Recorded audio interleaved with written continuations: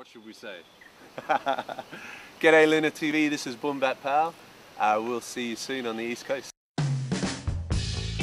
I guess the main ethos is having a good time, really, but without making it too trivial. We still like to take our music a little bit seriously, but when it comes time Play to the right notes.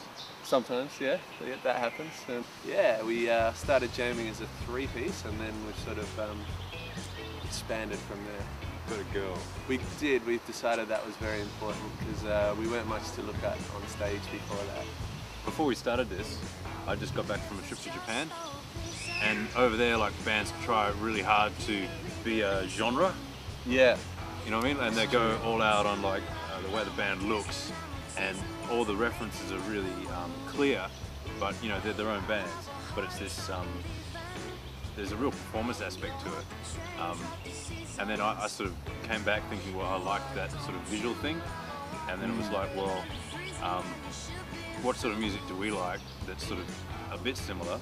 And it was that sort of, like, I like all the Stax soul records, and Paul likes the rockabilly, and then we like bits of each, I guess. And so it's like, well, how can we dress that up so it looks like what it's meant to sound like, sort of make it a bit more theatrical. We do occasionally get billed with electronic artists, and sometimes a funk gig, and sometimes sometimes a straight rock and roll gig, sometimes with heavy metal bands.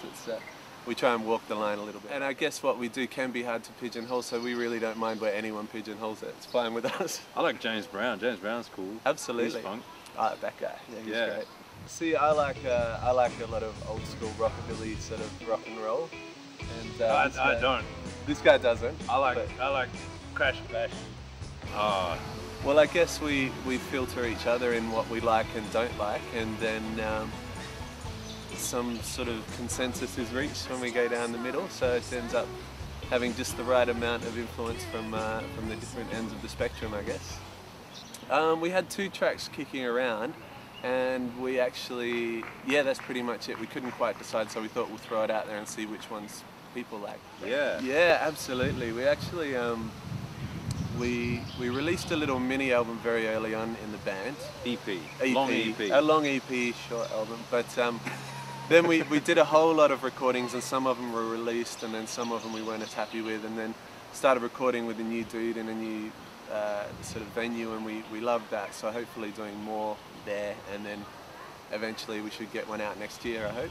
Actually, it's been quite a busy year. We've been jumping across the country a fair bit. First 2 times were with American groups, and Royal Crown Review and Eli Paperboy Reed, and they were really nice.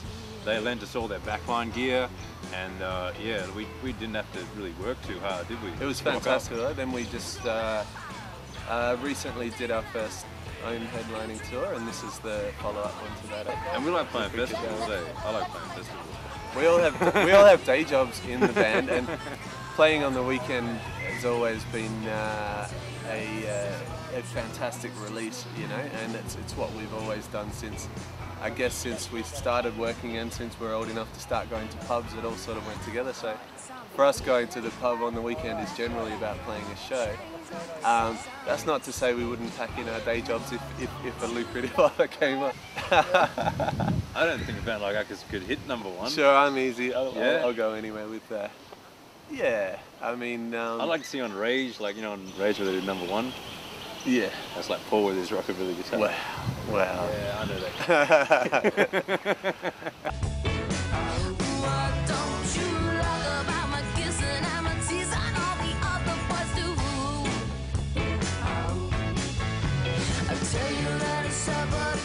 There's just no please, and I'll tell you that it's about true. There's just no please, and I'll tell you that it's about true. There's just no please.